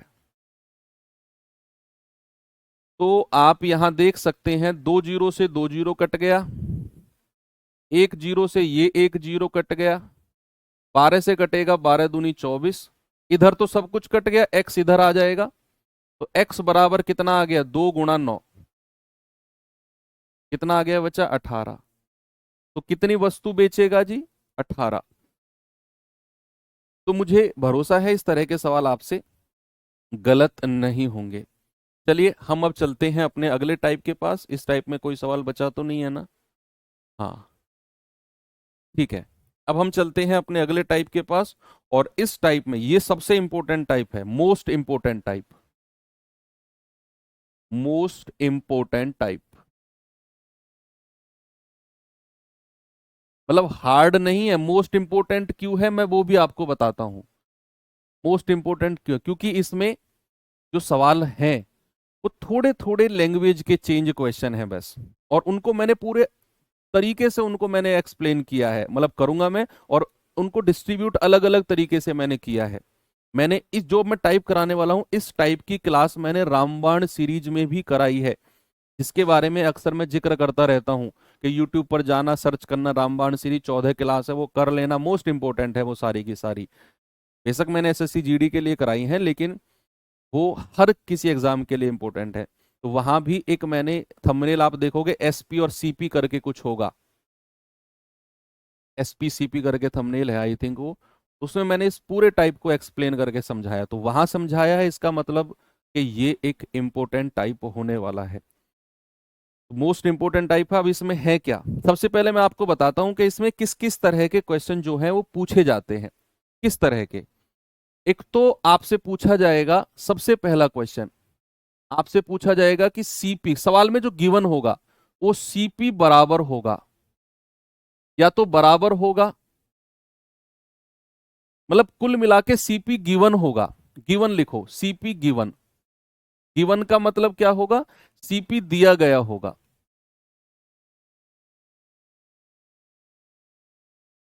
दिया गया होगा, ठीक है। दूसरी कंडीशन क्या है? ये कंडीशन लिखवा रहा हूं मैं आपको, और ये छोटी छोटी कंडीशन ही आपको सवाल को समझने में बहुत काम करेंगे। नहीं तो आपको कंफ्यूजन पैदा हो जाएगा कि यार अभी तो सर ने ये सवाल इस मेथड से किया था, अभी इससे क्यों नहीं होगा ये। क्योंकि आपने ये कंडीशन नहीं पढ़ी, इसीलिए वो कंफ्यूजन आएगा। तो इसीलिए मैं पहले कंडीशन लिखवा रहा हूं कि सवाल में क्रय मूल्य आपको गिवन होगा। अब वो चाहे या तो रेशियो में गिवन हो, या कुल विक्रय, कुल कॉस्ट प्राइस गिवन हो, या अलग अलग कॉस्ट प्राइस गिवन हो, किसी भी फॉर्मेट में गिवन हो सकता है। रेशियो भी गिवन हो सकता है, आपको टोटल सीपी भी गिवन हो सकता है, और अलग अलग भी गिवन हो सकता है, लेकिन वो गिवन होगा। और दूसरी मोस्ट इंपोर्टेंट कंडीशन क्या है कि सेलिंग प्राइस का कोई जिक्र नहीं होगा। कोई जिक्र नहीं होगा पूरे क्वेश्चन में। पूरे क्वेश्चन में सेलिंग प्राइस का कोई जिक्र नहीं होगा। ना तो आपसे ये बोलेगा कि दोनों का सेलिंग प्राइस बराबर है या दोनों का विक्रय मूल्य बराबर है, इस तरह का स्टेटमेंट पूरे सवाल में कहीं भी नहीं होगा। बस केवल क्या देगा आपको? क्रय मूल्य देगा, या तो रेशियो, या टोटल, या फिर अलग अलग। सेलिंग प्राइस का कोई जिक्र नहीं होगा। और क्या गिवन होगा सवाल में? प्रॉफिट परसेंट या लॉस परसेंट गिवन होगा। प्रॉफिट परसेंट या फिर लॉस परसेंट, या तो फिर दोनों। गिवन होंगे, गिवन होंगे। ये बनता है पहले टाइप का क्वेश्चन। क्या बनता है? ये बनता है आपका पहले टाइप का क्वेश्चन कि भैया क्रय मूल्य का रेशो गिवन होगा या फिर टोटल क्रय मूल्य या फिर अलग अलग गिवन होगा, और हमें विक्रय मूल्य का कोई जिक्र नहीं होगा, और प्रॉफिट परसेंट या लॉस परसेंट दोनों के दोनों गिवन होंगे। तो ऐसे केस में हम एलिगेशन मेथड यूज करेंगे। क्या यूज करेंगे मेरे भाई? एलिगेशन। एलिगेशन मेथड की कंडीशन क्या होती है, कोई बताएगा मुझे? कि जब भैया, याद रखना, जब भी प्रॉफिट परसेंट या लॉस परसेंट पे आप एलिगेशन लगाते हो ना, तो नीचे हमेशा जो रेशियो बनता है वो क्रय मूल्य का रेशियो बनता है ऑलवेज। जब भी आप एलिगेशन मेथड लाभ प्रतिशत या हानि प्रतिशत पे लगाते हो, तो जो नीचे रेशियो बनता है वो ऑलवेज क्रय मूल्य का बनता है। यही रीजन है, यही रीजन है कि जब क्रय मूल्य गिवन होगा तो हम एलिगेशन मेथड लगाएंगे। सवाल आएगा और आप वहां, मुझे, मैं हर बैच में पढ़ाता हूं तो मुझे पता है कि बच्चा कहां गलती करेगा। मुझे पता है कि आप वहां भी एलिगेशन लगाओगे जब सवाल में विक्रय मूल्य गिवन होगा और profit percent loss percent given होंगे। आप कहोगे सर आपने थोड़ी देर पहले तो लगाया था, वहां नहीं लगेगा। केवल कंडीशन क्या है कि अगर प्रॉफिट या लॉस परसेंट पे आप एलिगेशन लगा रहे हो तो नीचे रेशियो कॉस्ट प्राइस का होता है। यही रीजन है कि हम एलिगेशन केवल और केवल कॉस्ट प्राइस के केस में ही लगाते हैं। यही रीजन है। अब मैं सवाल दिखाऊंगा तो और ज्यादा क्लैरिटी आएगी। ये तो जस्ट मैंने आपको ये टाइप का, अभी अगले टाइप का जो है उस टाइम वहां उसको एक्सप्लेन करूंगा। पहले इसके ऊपर बेस्ड क्वेश्चन कर लेते हैं। जैसे आप एक बार सवाल देखिए, सवाल को पढ़ो और सवाल से और अच्छी आपको क्लैरिटी आएगी, क्योंकि मैं ये सवाल का कॉन्सेप्ट कितना भी आपको बिना सवाल के समझा लूं आपके दिमाग में आएगा नहीं जब तक कि मैं सवाल नहीं कराऊंगा आपको। कह रहा है दो वस्तु जिनमें से प्रत्येक का क्रय मूल्य 2500 रुपए है। प्रत्येक का क्रय मूल्य 2500 रुपए का मतलब है पहली वाली को भी 2500 में खरीदा गया, दूसरे वाले को भी 2500 में खरीदा गया। अब कह रहा है एक को 5% लाभ पर बेचा जाए। अगर कुल मिलाकर यानी कि ओवरऑल 20% का लाभ हो तो दूसरी वस्तु पर प्रॉफिट परसेंट या लॉस परसेंट क्या होगा? क्या यहां एलिगेशन मेथड यूज कर सकते हैं हम? बताइए, क्या यहां पर एलिगेशन मेथड हम यूज कर सकते हैं? हाँ जी सर, क्योंकि यहां सेलिंग प्राइस का कोई जिक्र नहीं है, विक्रय मूल्य का कोई जिक्र नहीं है। हमें यहां पर दिया गया है क्रय मूल्य, प्रत्येक का क्रय मूल्य क्या है? समान है।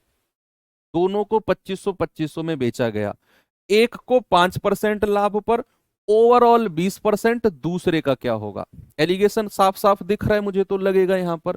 तो दो वस्तु हैं, एक को 5% का प्रॉफिट, दूसरे वाली का आपसे पूछ लिया, और ओवरऑल, ओवरऑल क्या दिया हुआ है? यदि कुल मिलाकर कितना है? 20% का प्रॉफिट। 20% यानी कि दोनों वस्तुओं को बेचने पर 20% का प्रॉफिट है। बच्चे याद रखना, प्रॉफिट को प्लस में रखना है और लॉस को माइनस में रखना है। अब नीचे जो रेशियो आएगा वो किसका आएगा? क्रय मूल्य का। और क्रय मूल्य कितना दे रखा है? प्रत्येक का 2500 है, यानी कि पहले वाले को भी 2500 में खरीदा गया और दूसरे वाले को भी 2500 में खरीदा गया। अनुपात बनाने जाओगे तो रेशियो आ जाएगा 1:1 का। कितने का रेशियो आ जाएगा बच्चा? 1:1 का। तो आप अब यहां एलिगेशन मेथड आपसे बेहतर कोई जानता नहीं है। 20 में से 5 घटाओगे 15 आ जाएगा, है ना? 20 में से 5 घटाओगे तो एक यूनिट की वैल्यू 15, तो एक यूनिट की वैल्यू कितनी आ जाएगी? 15। अब बीच वाले से एक तो छोटा है तो दूसरा क्या होगा? बड़ा होगा। तो उसके लिए हमें 20 में 15 जोड़ना पड़ेगा और आपका जवाब आ जाएगा 35%, यानी कि दूसरे वाले को 35% के लाभ पर बेचा गया है। वही जो आपसे पूछा है कि दूसरी वस्तु का लाभ प्रतिशत कितना है? 35% है। बस याद रखना है, एलिगेशन मेथड हमेशा वहीं लगेगा जहां सवाल में कॉस्ट प्राइस गिवन होगा, और कॉस्ट प्राइस गिवन के साथ साथ सेलिंग प्राइस का कोई जिक्र नहीं होगा। वहीं पर हम हमेशा एलिगेशन मेथड यूज करेंगे। एक और सवाल दूं? चलिए, ये सवाल करिए। गीता ने 2800 प्रत्येक में दो पोशाक खरीदी, एक को 10% लाभ पर बेचा है, पूरे लेन देन में 15% का लाभ है। बताइए दूसरी पोशाक पर कितने परसेंट पर बेचना होगा? जल्दी से सेम बता दो, जल्दी से मुझे बता दो इसका जवाब क्या होगा। यूट्यूब पर रामबाण सीरीज सर्च करना बच्चे, ऊपर जाके RAMBAN सीरीज, ऊपर ही आ जाएगी वो 14 क्लास की प्लेलिस्ट।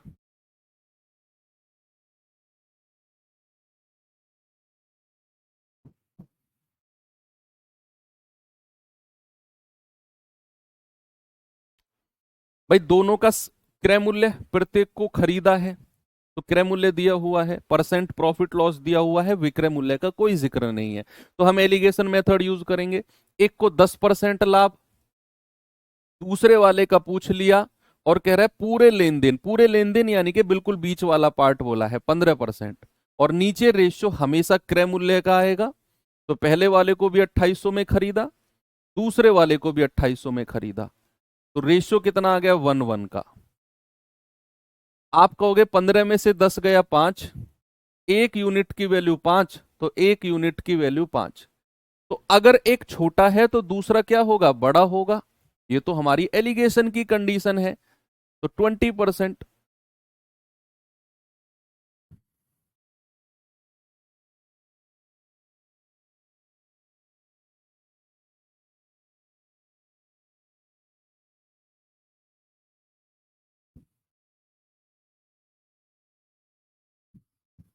ये सवाल करिए।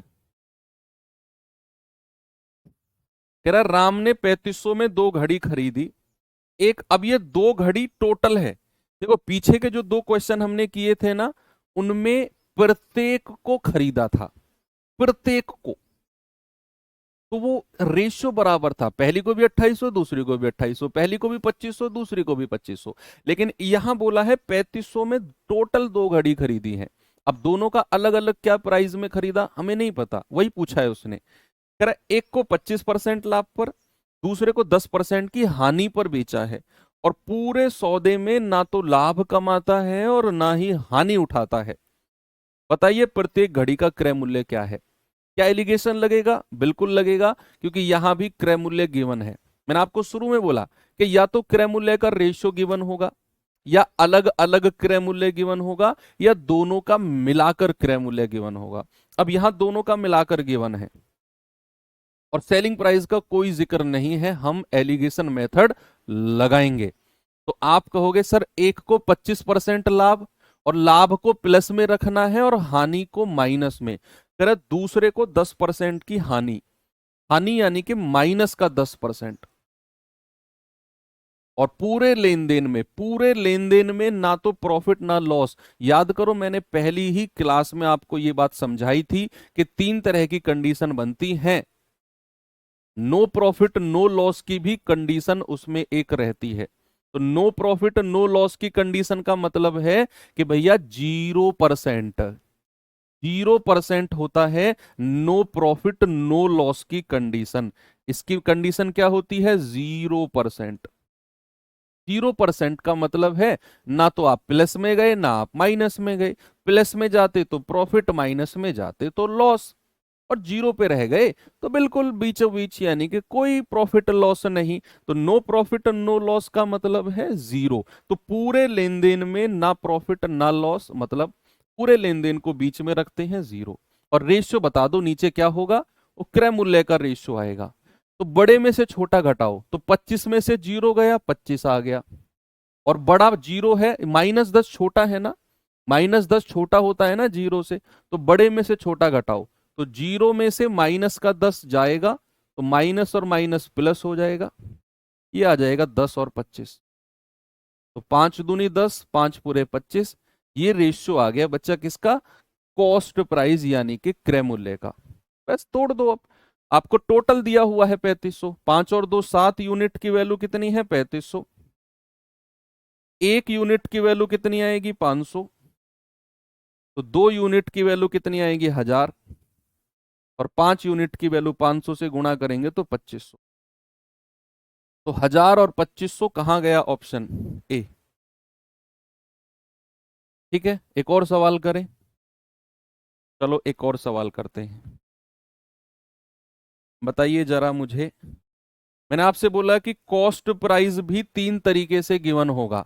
या तो रेशियो गिवन होगा, जैसा हमने शुरू के 2 क्वेश्चन किए, प्रत्येक को उतने उतने में खरीदा तो रेशियो निकाल दिया। या फिर दोनों का टोटल मिला के गिवन होगा कॉस्ट प्राइस, जैसा कि पिछले क्वेश्चन में था और यहां भी है। और या फिर दोनों का अलग अलग क्रय मूल्य गिवन होगा। तो वो सवाल भी है मेरे पास, हर कंडीशन के क्वेश्चन है। कह रहा एक आदमी ने 2 बकरी 440 में खरीदी। अब ये 440 में टोटल खरीदी है उसने, प्रत्येक वर्ड यूज नहीं किया। अगर वो कहता प्रत्येक, ईच, तो कहते पहली भी 440 दूसरी भी 440। लेकिन वो कह रहा है कि 2 बकरी 440 में खरीदी, मतलब कि ये टोटल प्राइस है, कॉस्ट प्राइस। एक बकरी को 12% की हानि पर, दूसरे को 28% के लाभ पर बेचता है। पूरे लेन देन में ना तो लाभ होता है और ना हानि, यानी कि नो प्रॉफिट नो लॉस, 0% है ओवरऑल। तो कह रहा है प्रत्येक बकरी का मूल्य बताइए कितना है।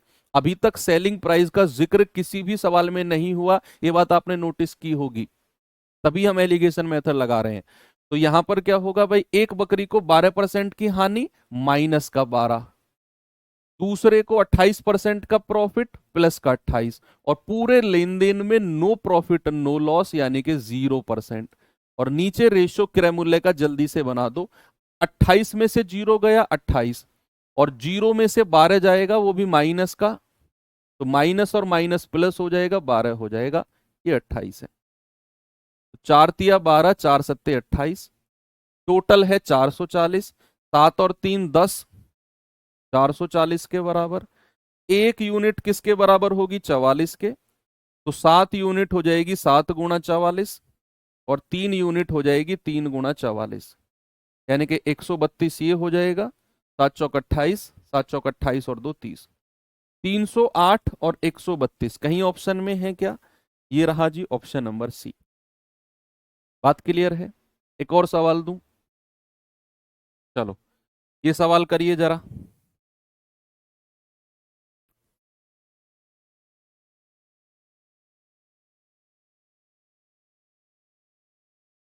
जिस तरीके से मैं इस टाइप को आपको करा रहा हूं ना, मैंने रामबाण सीरीज में भी इसी टाइप से इस तरीके से ही कराया है। बच्चे मैं कर रहा हूं, जीवन में कोई भी एग्जाम में बैठ जाना, सीजीएल के मेंस लेवल तक के एग्जाम में बैठ जाना, मैं गारंटी दे रहा हूं एक सवाल में ना तो कंफ्यूजन आएगा। अक्सर बच्चा सोचता है इस सवाल को पढ़ के कि यार ये ऐसे होगा वैसे होगा, मैं कह रहा हूं तुम सोचोगे ही नहीं, तुम्हारे दिमाग में मैं जमा ही उस तरीके से रहा हूं इस सवाल को, कि आपको लगेगा सर आप तो खामा का हाइप बना रहे हो कि हार्ड है, या फिर बहुत कंफ्यूजन वाले। अब ये बहुत आसान लग रहा है, आसान लग नहीं रहा, आसान मैंने बनाया है इसको फिल्टर करके।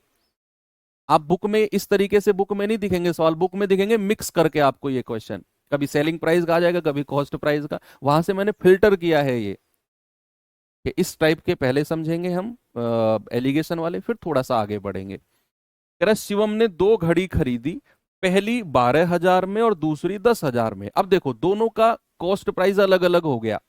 पहले में क्या था, दोनों का क्रय मूल्य बराबर था, प्रत्येक को 2500 में खरीदा।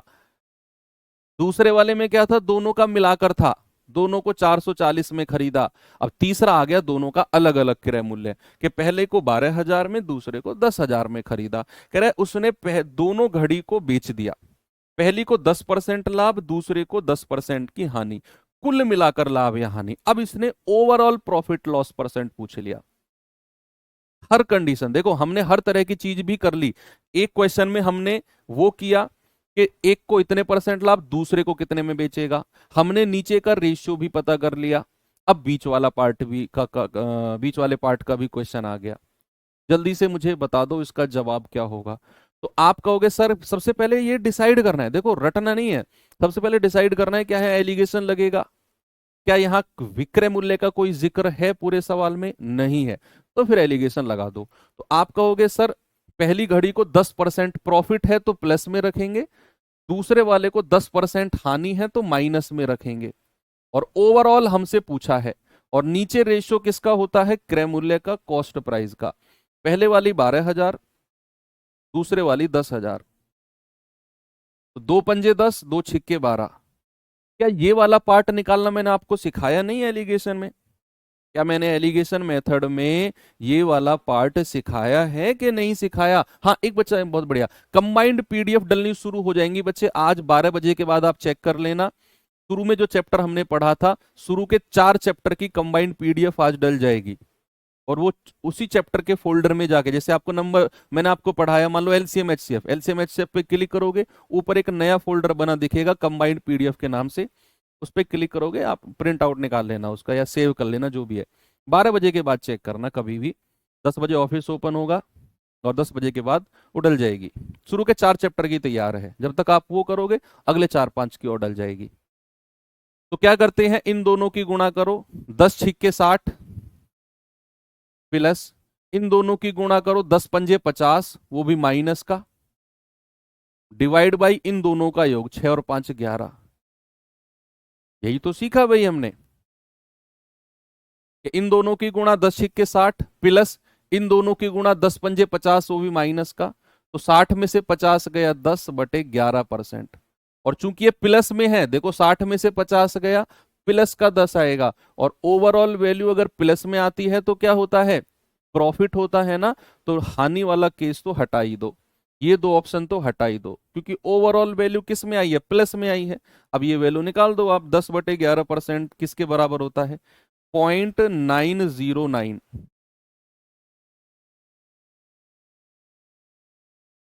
ऑप्शन ए भी हट गया भाई, 2 पॉइंट, 2 बार थोड़ी जाएगा ये 11, ये तो 0 पॉइंट में जाएगा।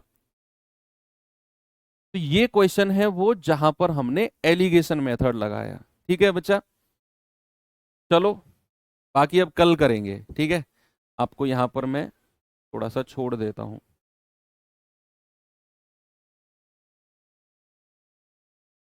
कल हम करेंगे कि जब किसी क्वेश्चन में सेलिंग प्राइस गिवन हो, सेलिंग प्राइस गिवन हो या उसका रेशियो गिवन हो, कल हम ये चैप्टर एंड कर देंगे, प्रॉफिट लॉस।